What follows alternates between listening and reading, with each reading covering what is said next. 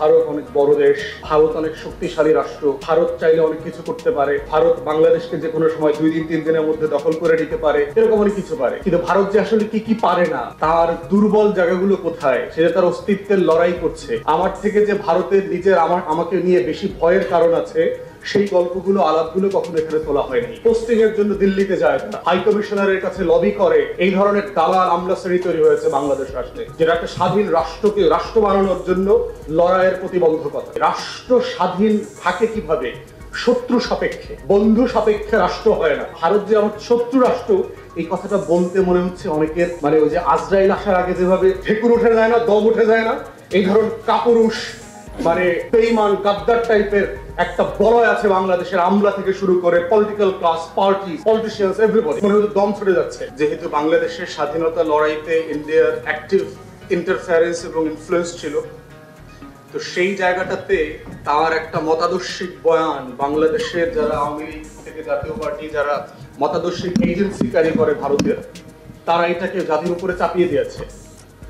চাপিয়ে দেওয়ার বদলে যেটা হয়েছে যে আমাদের মধ্যে কিছু কমন পারসেপশন ডেভেলপ করেছে যে ভারত অনেক বড় দেশ, ভারত অনেক শক্তিশালী রাষ্ট্র, ভারত চাইলে অনেক কিছু করতে পারে, ভারত বাংলাদেশকে যে কোনো সময় 2 দিন 3 দিনের মধ্যে দখল করে নিতে পারে, এরকম অনেক কিছু পারে।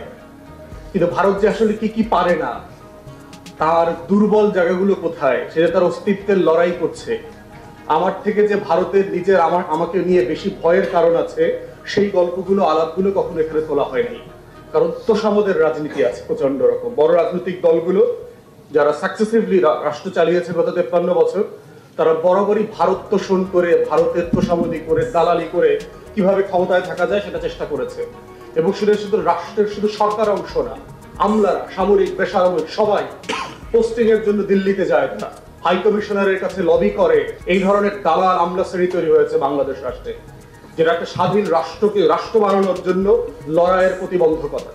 তাই জুলাই আগস্টে যে গণ অভ্যুত্থান হয়েছে, সেই লড়াইটা কিন্তু শুধু একটা দুইটা রাজনৈতিক ফ্যাসিবাদী দলের বিরুদ্ধে হয়নি, পুরো কাঠামোর বিরুদ্ধে আমরা বলছি যে পুরাতন বন্দোবস্তের বিরুদ্ধে লড়াই হয়েছে। তো সেই জায়গাতে আমার লড়াইয়ের জায়গাটা বুঝতে হবে যে রাষ্ট্র স্বাধীন থাকে কিভাবে? শত্রু সাপেক্ষে। বন্ধু সাপেক্ষে রাষ্ট্র হয় না। এই যে false notion of political science, এই যে আজগুবি জিনিস বাংলাদেশে আমাদেরকে শেখানো হয়, বন্ধু রাষ্ট্র, প্রতিবেশী সুলভ রাষ্ট্র, বন্ধুপতি, ভাবি যাবি, দেখবে অল দিস ননসেন্স ওয়ার্ড আমাদেরকে শেখানো হচ্ছে। বন্ধু রাষ্ট্রে তো প্রতিবেশী হয় না, রাষ্ট্র তৈরি হয় না। তো পৃথিবীতে যুদ্ধ করে রাষ্ট্র করতে হয়েছে তো শত্রু সাপেক্ষে। সীমান্ত তৈরি করতে হয় কেন বন্ধু থাকলে? স্টুপিড আইডিয়া বাংলাদেশে আমাদেরকে 53 বছর ধরে শিখিয়েছে। একটা স্বাধীন রাষ্ট্রের নাগরিকরা বোঝে না যে প্রতিবেশী রাষ্ট্র by default your enemy state. This is your threat perception. বাংলাদেশের নাগরিক হওয়ার প্রধানতম শর্ত হচ্ছে এই রাষ্ট্রের শত্রুকে বন্ধুকে বুঝতে হবে। বন্ধু হচ্ছে আমার জনগণ, আর শত্রু হচ্ছে আমার প্রতিবেশী রাষ্ট্র। First priority. এটা বোঝার মধ্য দিয়ে হচ্ছে বাংলাদেশিরা নাগরিক আকারে হাজির হবে এই ল্যান্ডস্কেপে। কিন্তু আমরা দেখবেন যে ভারত যে আমার শত্রু রাষ্ট্র, এই কথাটা বলতে মনে হচ্ছে অনেকের ওই যে আজরাইল আসার আগে যেভাবে ঢেকুর উঠে যায় না, দম উঠে যায় না, এই ধরনের কাপুরুষ বেঈমান গাদ্দার টাইপের একটা বলয় আছে বাংলাদেশের, আমলা থেকে শুরু করে political class, party, politicians, everybody. মনে হচ্ছে দম ছুটে যাচ্ছে। ভারত মাথা আসছে, আমার আজরাইলের মতো আমার দম বের হয়ে যাবে। তাহলে আমার থ্রেট পারসেপশনে আমার রাষ্ট্রসত্তার প্রধানতম শত্রু হচ্ছে আমার শত্রু। শত্রুকে ভারত বাই ডিফল্ট। এর মানে কি আমি ভারতের সাথে কালকে থেকে যুদ্ধ করব? আমি ভারতে ঘুরতে যাব না? আমি ভারতের সাথে সম্পর্ক রাখবো না? ব্যবসা করব না? আমার ট্রিটমেন্ট নিতে আমাদের রোগীরা যাবে না? ওদের লোকরা এসে 30 লাখে 40 লাখে বৈধ অবৈধভাবে এদেশে কাজ করবে না? করবে, সব করবো। কিন্তু কনসিয়াসলি করতে হবে যে কে আমার বন্ধু, কে আমার শত্রু। আমার ফার্স্ট প্রায়োরিটি আমার থ্রেট পারসেপশন। রাষ্ট্র যখন থ্রেট পারসেপশন পরিষ্কার করে ফেলবে, তখন এটা তার পলিসিতে ইমপ্লিমেন্টেড হবে, এটা তার রাষ্ট্রীয় মনস্তত্ত্বে, সিলেবাসে, কারিকুলামে সবকিছুতে প্রতিফলিত হবে। এক্সাম্পল দেই, officially war on terror dispense করবার পরে আমেরিকা কিন্তু ঘোষণা করেছে চায়না তার সিকিউরিটি থ্রেট, ডিফেন্স থ্রেট। চায়নার সাথে কিছু যুদ্ধ করছে, ডেলি করছে। চায়না, ভারত, পাকিস্তান সবাই সবাইকে শত্রু রাষ্ট্র গণ্য করে না? করছে তো। ওরা ওদের সাথে করছে, যুদ্ধ করছে। চায়নার কয়েকশো বিলিয়ন ডলারের ইনভেস্টমেন্ট আছে ইন্ডিয়াতে।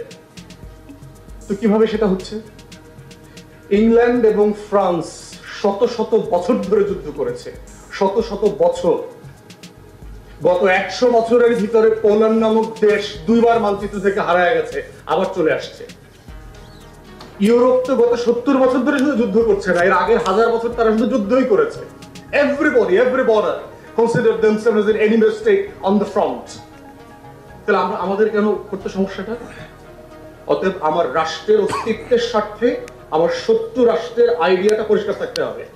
এরপরে আমি তার সাথে সব লেনদেন করব, বোঝাপড়া করব, তার সাথে বাণিজ্য করব, চুক্তি করব, লাখে লাখে ঘুরতে যাব, ওরাও লাখে লাখে আমার এখানে ঘুরতে যাবে, আমরা সবাই সবাইকে ইলিশ মাছের সময় ইলিশ মাছ পাঠাবো, সে আমাকে ফেলানির লাশ পাঠাবে, ইয়াবা পাঠাবে, ফেন্সিডিল পাঠাবে, সব পাঠাবে। এর নাম হচ্ছে শত্রু বন্ধু রাষ্ট্র। এরপরে দেখেন থ্রেট পারসেপশনের প্রবলেম। ভারত কি আপনাকে বন্ধু রাষ্ট্র মনে করে? আপনি যে ফেনা তুলে ফেলছেন ভারতের তেল মারতে মারতে, ভারত আপনাকে কিভাবে দেখে?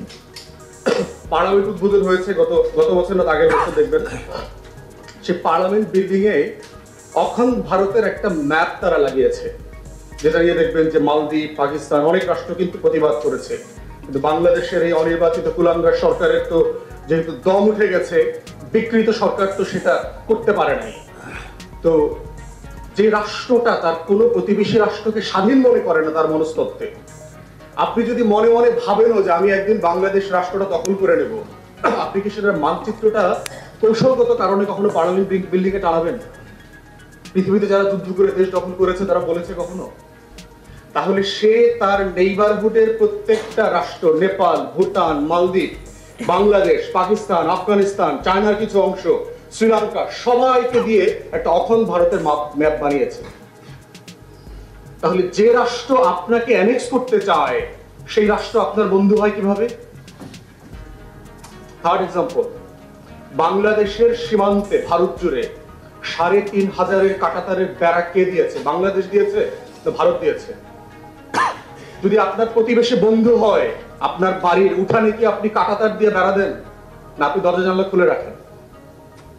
আমি তো গ্রামে থেকেছি বহু বছর, আপনারা যারা আত্মীয় স্বজন গ্রামে থাকেন দেখবেন গ্রামের লোকজন দরজা খুলে জানলা খুলে ঘুমায়, বাড়িতে কোনো খোঁজ খবর নাই কে কার ঘরে যাচ্ছে, পিছনের দরজা দিকে গিয়ে ডাল আনতেছে, ভাত আনতেছে, নুন আনতেছে, সবাই সবার ঘরে যাচ্ছে।